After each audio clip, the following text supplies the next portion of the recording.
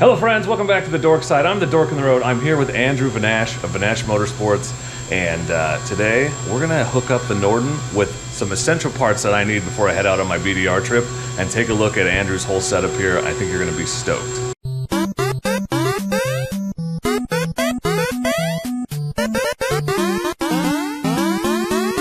I'm the Dork on the road. I want to be your internet riding buddy, so please consider subscribing. I'm here with Andrew, the engineer, the creator, the proprietor, the owner, the one-man show that is Vanasche Motorsports. And as you can see behind us, he's been prototyping some new mods for the Norden 901, which we are going to add to my Norden before I head out and tackle the Washington BDR next week. They're leaving in 4 days. So essential protection and comfort mods. For drinking with your buddies in the woods. Yeah, exactly. Yeah. Like there's a cup holder and a keg carrier. He makes all that stuff. But before we do, I just kind of want to show you Andrew's operation, because we're here in Albany where I live. Andrew is a mile and a half from me. Like, we're literally neighbors. And he is an engineer who designs all these products. He CNC manufactures them and creates them here in this. It's actually a barn. We're in a barn on some farmland in Albany. So it is the very definition of a grassroots operation. And I just want you guys to kind of meet him and see that this is a cool guy that you can support, who's locally making stuff in America, and who has actually had some trouble with Chinese companies ripping off his product and selling it, an inferior product at a lower price point. So this is the man you should be supporting, is why we're here. A one-man show in a barn on a farm, making custom aftermarket accessories for mostly KTM Husqvarna. My background is in engineering and kind of learned the CNC stuff on my own, and we'll take you through it and show you what it's grown to this point. So what all bikes do you make parts for? Primary bikes are 690, 701, also the 890, 790, 890, 901. That would be the bread and butter. There's a few odds and ends that also go up into the 1090, 1290, 1190 bike area as well. And a few things for small, 501, 450 moto bikes. But the primary focus is the light adventure bikes. Do you mind showing us around? I think people would be really impressed to see kind of how sort of complicated and intricate your setup is. It's an interesting setup. Yeah, it is, because it's just kind of grown organically. It's just kind of grown, and it's not really, it was never set up to be a whole manufacturing facility. It's just sort of added and added and added and added. So this is last bay of the barn with saw. Awesome old 1972 Hem saw. Works like a champ. See what I mean? But like, we're not joking about farm. Like, are these hazelnuts? Yep. Yeah, hazelnut trees, and then here we go. This is aluminum, and this is just cutting blanks for 790, 890, 901 case savers. Nice.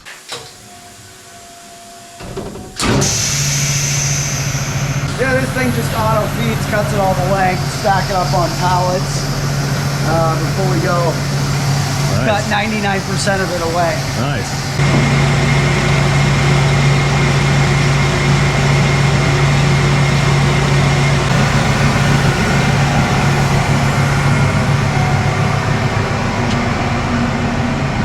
What comes out is just a brick. 2 bricks. 4 bricks. Oh. Yeah. 4 case savers. Damn. Right there. Made in the USA.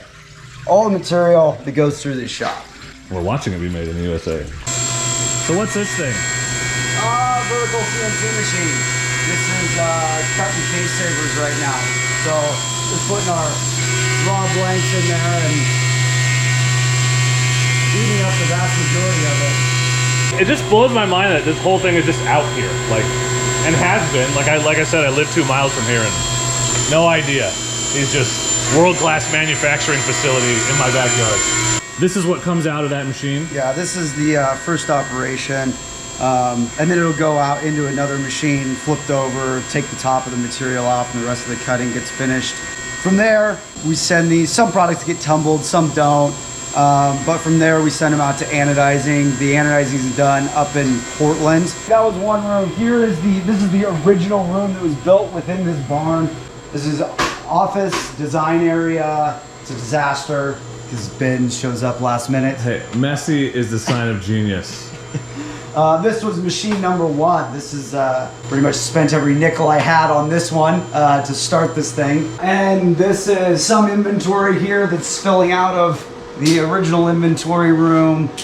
You got piles of tooling and I don't know, all kinds of goodies.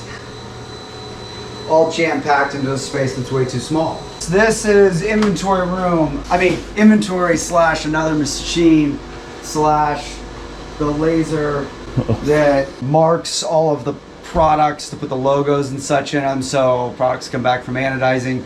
Unbox them here, run them through the laser if they're getting a logo in them, like such.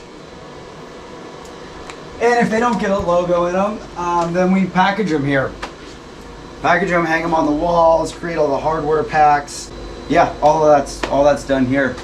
Yeah, and then I'm the guy that packages and ships all your boxes. Man, he's got his own tape. Seriously, hardcore. Another vertical mill, making GPS mounts here. First operation of 790 GPS mounts. That's the 790 GPS mount base. The 901 is significantly different than that. This is air compressor room, press brake, welding sort of in between. And the most important part of any manufacturing facility. Ooh, you got your logo. That's awesome, dude. That's awesome. Yeah. That's for after work. Yeah. Spare time machine custom tap handles. Don't drink in CNC. All right, man. So as you know, I'm gonna take off and go on the Wobbler literally next week. So what do I need to add to my bike before I go to ensure I have an optimal? Nope. What do I need to add to my bike before I go to ensure I have an optimal experience? Step one, foot pegs. Change out the foot pegs. You got a big comfy couch you're riding out there, and you got little tiny spindly foot pegs on it. We make two different versions of foot pegs: a fabricated style, stainless steel, laser cut, press formed, hand TIG welded together, and then we do a billet version as well. Billet version here, variety of colors: blue, black, orange. Cut from 7075 T6 aluminum, super high strength. A lot of guys use 6061, which is, in my opinion as an engineer, very inappropriate, especially for the big adventure bikes. Super strong foot peg. Never had a set brake off-road. Both versions are lowered. Those are 3/4 inch drop. The welded fabricated version is an entire inch drop. Fabricated welded. Yeah, those are stainless steel foot pegs. Beefy. So since I'm running a hybrid boot, I think I would prefer the others. I think a little bit less aggressive foot peg, just because I'm not sure my Corozals are going to handle the super aggressive. But I will be excited to get rid of that rubber slippery garbage because it's going to be muddy. It was literally flooding on section 6 this week. So great. Sweet, yeah, they're dude. full of set screws. They'll have plenty of traction. Sweet. And then can we go black? Yep. All right. Black awesome. on black. What else do I need? What do you think? Bar risers? Yeah, You like bar risers? that's probably my least favorite thing about the standing position on the Norden is I wish the bars were slightly higher. It's a bit hunkered over. Yeah. Bar risers have those. One option only, 1 inch rise. I don't know a guy that can't use an extra inch. I don't know one guy that would say no to an extra inch. Factory KTM mounting bolts are included with it, with Loctite pre-applied. Look at that. Same color scenario, blue, orange, black. I assume you'll go black, black on black? Be consistent, go black. Yeah, let's do black, Okay, got it. Black risers, black foot pegs. Damn. I suppose you want me to install these, huh? Well, I mean, if you want to hook it up. You'll do it better than me. I'll screw it up or something. But the neighbor deal. Right. Neighbors only. Sorry, guys. You can't drive out here and get installation. Fair enough. Yeah. Fair enough. What do you have for navigation needs? Oh, yeah. I need something to put my Zumo on. I'm probably going to need to navigate since I'm going to be on the BDR. Perfect. Yeah. Very solid GPS mount. These here, 790 ones. You see the bottom of them. They're very different than the 901. Interesting. The cavity, the injection molded cavity on the bike is quite different. These are all 901. That's the bottom of this one. It just fills the void perfectly, which gives it a better gripping strength, keeps it more solid. Amps pattern in the top of it. In both orientations, the amps pattern is a standard motorcycle-oriented bolt pattern. This works great with Garmin Montana, Zumo XT, Trail Tech Voyager Pro. There's a handful of other ones. The amps pattern is very standard. That's what you get on this in both landscape and portrait orientations. And are we doing a discount code on those? Norden 901 GPS mount. We're doing a special discount code, partnered here with Ben, Dork in the Road. That is the discount code, Dork in the Road. You can get your 20% off on these. 20% off? That's not nothing. So this is your GPS mount. One more thing I try to talk you into if you're interested. Oh, well, gee, I hate brake lever. Okay, brake lever. Yeah. For the Norden. Okay. For the 890 Norden, same. Like a light gray silver anodized or black. You seem to be going black on black on black, so we'll just go black. Okay. Black right it up. there. What do you think of that there? New color. Oh. New attempt at Norden color. To match the yellow on the Norden. I like it. Put a comment on his video if you like the color, if you want to see that done and actually available to the public. So it's not on your website yet? Still a bit of a debate for me right now. We admire your dedication. Thank you. Yeah, to our yellowness. This is almost cheating. Just saying. Not having to lay on the ground to do everything I have to in my garage. I got a confession to make. I hate putting on foot pegs. I was beating my head against the wall putting them on the 10RA, so you're saving me one of my least favorite things. Yeah, I don't know anyone that likes them. They're not that bad. There's a few tips, tricks we can share to make it a little bit easier. Okay. Thanks, dude, seriously. Oversized, larger foot peg. Traction plates bolt on top. There's the difference there. About 1.5 inches longer, probably a 1/2 inch wider. All the foot pegs come with 2 lengths of set screws, grub screws, depending on what country you're in. New set of cotter pins and an Allen wrench to put the grub screws in. Factory springs are reused. Foot peg in, spring in, right there, and factory pin. Washer on the bottom, and new cotter pins. No reusing pins. No. Cut the zip tie, pull it out. Oh, I hate that. It's so awesome. New brake lever. Get rid of this weak thing.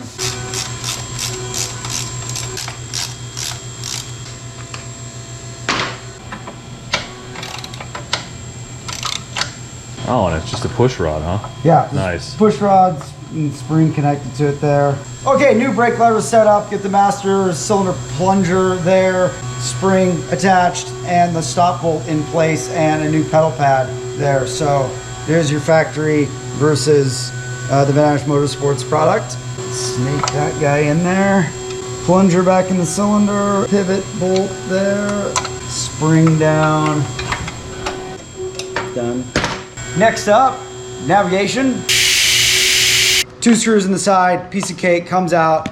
To access those 2 screws in the side, you gotta pull the windscreen off, which is what, 4 Torx screws? Yeah. Is that, yeah. Yep. 4 Torx screws, that comes out. These 2 out the side. Accessory wires are readily available right there inside this cavity. Unlike the 890 bikes, where you have to split the entire headlight assembly open, dive in there, pain in the ass, is what it is. Oh look, a Zumo mount, pre-wired. Almost like I already put it on there, that's so not, we'd be ready. 2 side holes, cavity, or base fits the cavity.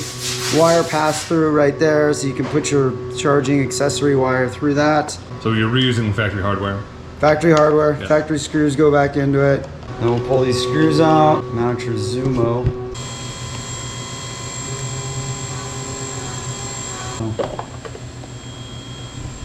Look at that beauty. Damn, and what I love is the front view, right? Because it's perfect. It looks factory, like it's parallel. It's like that screen is part of it. It looks like rally style navigation almost. And then just kind of roll this thing forward.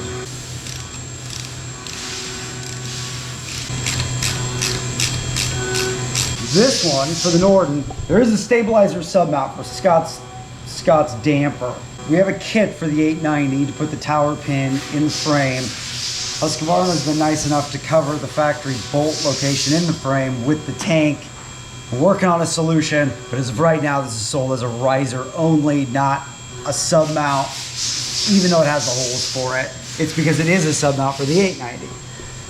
Not using the submount though, you can mount like this. It takes up the rear, you got 3 holes. This mounts with that, and then you can put your bars in the forward or middle position. It has to go that way when you're using a submount or a Scott's damper. But on the Norden, we don't have that yet. You can actually reverse it, use the top 2 holes, and gives you the bottom 2 holes. That way you have all factory locations available to you, as long as you're not using the damper. Right. So. Comes with replacement bolts. Yep, factory KTM bolts. Super Loctite. We're very proud of these. Yep. All the way from Austria. Bolts are the same length that come with our kit. It's the same bolt that you took out of the Norden, so you could mix and match. It's just a way to help not allow you to make errors. I need that. Stoked about this. That's my one complaint. I wish the bars were just a little higher. And I'm not even a tall guy.